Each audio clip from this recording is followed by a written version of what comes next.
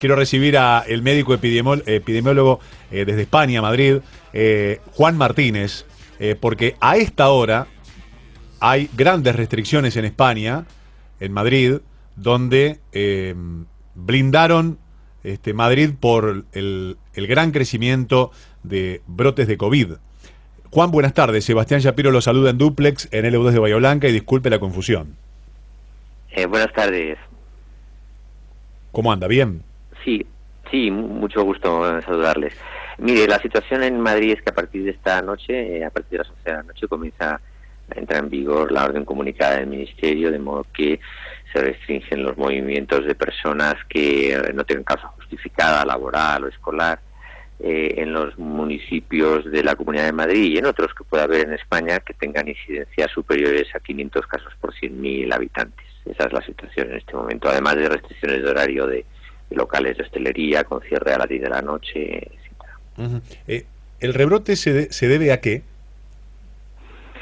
Bien, en todos los países europeos, aunque lamentablemente más en España, se está observando que justamente después de, hacia la segunda mitad del verano, por relajación de las medidas de control, un poco por una actitud un tanto pueril respecto del problema, de alguna manera se dio a entender que la pandemia había terminado, y la pandemia no había terminado. Al final del estado de alarma, lo que sucede es una relajación muy importante de todas las medidas de prevención, y además coincide que tampoco se dotó adecuadamente de médicos epidemiólogos y de otros profesionales de rastreo para la búsqueda de los contactos y el aislamiento adecuado de los casos. De modo que se comenzó a observar pequeños brotes en zonas, sobre todo rurales, en relación a población laboral en situación precaria, jornaleros, trabajadores del campo.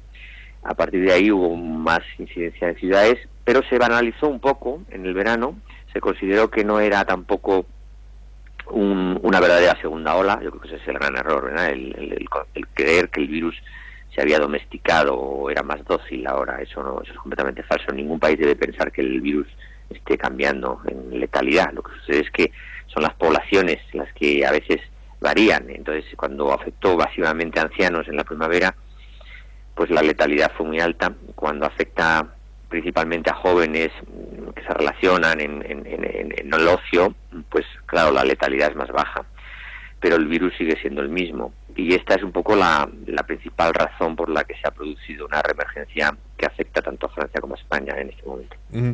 Le quiero consultar acerca de la manera, o para usted, cuál es la manera correcta de no hacer cuarentenas tan prolongadas y sí tener el virus, no sé si controlado, pero con guarismos no tan altos. Bueno, hoy mismo la rueda de prensa de la Organización Mundial de la Salud, el general y de sus acompañantes, insistía en la importancia de reducir las infecciones. O sea, no podemos esperar reducir la mortalidad si no tenemos un control bueno de las infecciones. ¿Eso quiere decir hisopados? ¿Cómo lo ha hecho? ¿Perdón? ¿Eso quiere decir mayor cantidad de testeos e hisopados permanentes? Exacto. Entonces, hay que ver cómo ha actuado la mitad del mundo que ha controlado eficazmente la epidemia. La mitad del mundo es justamente el hemisferio oriental, no solamente los países asiáticos, sino también Australia, Nueva Zelanda y algún otro. Mire, lo que han hecho fundamentalmente es considerar al agente infeccioso como de máxima categoría, es decir, no podían flirtear o banalizar el riesgo, de manera que los pacientes fueron aislados en instalaciones de seguridad, los contactos hicieron cuarentena obligatoria, absolutamente obligatoria, sin ninguna excepción, y por supuesto el rastreo de los contactos se amplió un poco. Por ejemplo, aquí en España se definió como contacto las personas que habían estado más de 15 minutos físicamente, casi en presencia física, en contacto real. Por lo tanto, se restringieron a los familiares.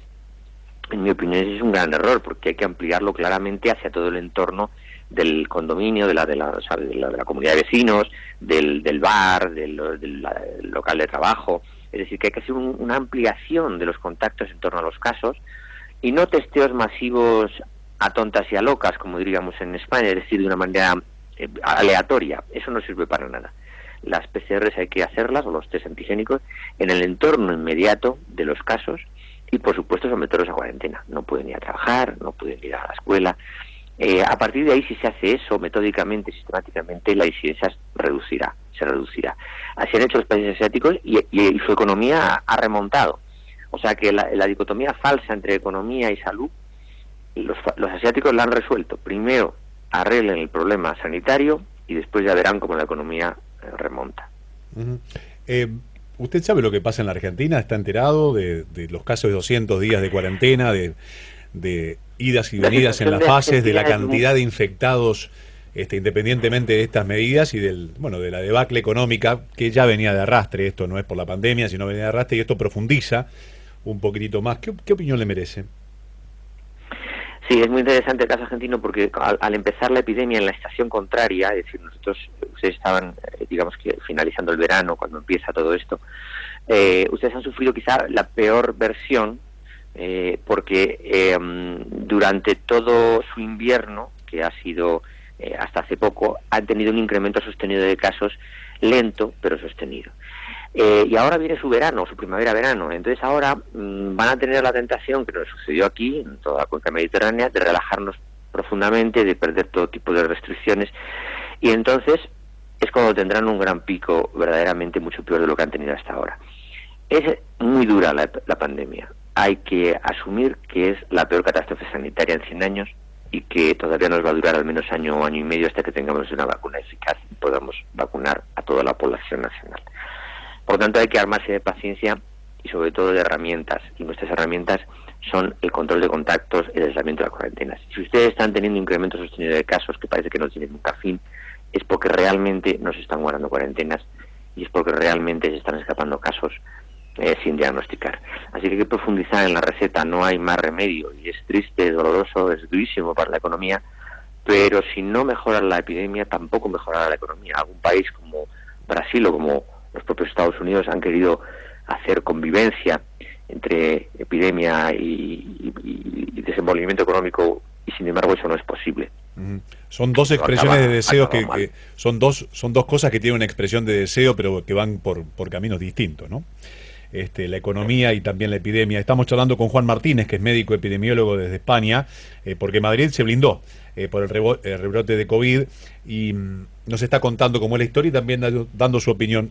Lo escuché decir, hasta tanto tengamos año y medio una vacuna eficaz. ¿El lapso es ese el que se conoce oficialmente o se augura algo más pronto dentro de la eficacia que se está buscando? Hay que tener en cuenta que en todas las crisis siempre hay gente que se hace rico. Las compañías farmacéuticas son expertas, especialistas en proponer noticias que generan operaciones en corto. O sea, sus ejecutivos lanzan la noticia de una vacuna ya inminente para dentro de un mes. Eso hace que suban las acciones. Ellos mismos han comprado acciones y luego las venden. Creo que somos conscientes todos de que esto se produce. A veces hay noticias muy positivas, que bien es verdad que a la población le sientan muy bien, le genera optimismo, pero que realmente lo que subyace detrás es una operación, digamos, de tipo económico. Vamos a ver, los ensayos clínicos están en curso, no han terminado. Por tanto, no hay vacuna. Cuando terminen, que podríamos avanzar, que alguno de ellos podría estar para Navidad, aún así habrá que producirla y distribuirla. Algunas compañías están produciendo en paralelo, o sea, asumiendo un gran riesgo, un capital riesgo, aunque saben que ese riesgo lo va a asumir al final los estados, porque están produciendo vacuna sin saber todavía si siquiera va a superar los ensayos. Lo están haciendo en paralelo. Entonces, al poco de terminar los ensayos ya podrá haber algo de vacuna. Pero, claro, ahora hay que administrarla.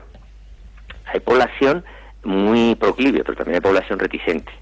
Entonces, hasta que tengamos una administración de más del 60% o preferentemente más del 80% de la población, y eso lleva su tiempo, por eso hablo del año y medio, no veremos impacto real, ¿no? Un impacto tangible, un impacto definitivo, para poder ya tirar del todo la mascarilla y poder reanudar nuestra actividad normal como antes. Y esto siempre que la vacuna sea realmente bastante eficaz, cosa que todavía está por ver, ¿no? He leído hoy a la mañana y en las últimas horas que el gobierno de Sánchez desea que Madrid adopte medidas más estrictas, no solo focalizados en los vecindarios de clase trabajadora. ¿Por qué hace foco más en la clase trabajadora? Bueno, vamos a ver, es que aquí sucedió algo que es un poco insólito, y es que la Comunidad de Madrid decidió, en función de las incidencias, de las tasas de incidencia, aislar o zonificar los barrios con mayor incidencia de la ciudad de Madrid.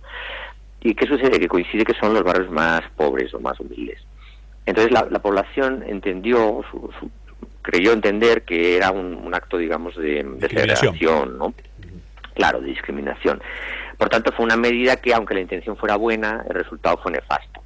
Entonces, la ampliación a toda la Comunidad de Madrid y a todos los municipios, no solo a los barrios del municipio, sino a todo el municipio, tiene esa virtualidad, ese interés, ¿no? en dar digamos, eliminar ese sesgo, por lo menos subjetivo, en relación a la clase social, ¿no? Ampliar el foco, ¿no? Yo creo que ahora mismo las cifras de incidencia no solo en España, en Francia y en partes de Europa son lo suficientemente altas como para emprender otra vez de lockdown, ¿no? O sea, cierres, porque son las únicas medidas que se han mostrado verdaderamente muy eficaces para controlar la epidemia. Son muy dolorosas económicamente, pero lo contrario es dejar que haya 100 muertos diarios, como está sucediendo ahora mismo en España. 100 muertos diarios parece poco, pero son 3.000 al mes, ¿no? 35.000 al año. Son cifras escandalosas, ¿no? Y podemos prevenirlo, ciertamente con un gran esfuerzo por parte de toda la sociedad. Ojalá que aquí también recojamos el guante y tengamos esa conciencia que tanto se pregona y que tanta falta hace para cortar con la propagación tan espeluznante como lo estamos viviendo aquí en nuestro país. Doctor, le agradezco mucho que nos haya atendido a esta hora de la tarde-noche allí en Madrid. Son casi las 9 de la noche, tengo entendido, ¿puede ser? 5 y las 9 y 20 de la noche. Momento de brindar por un día más.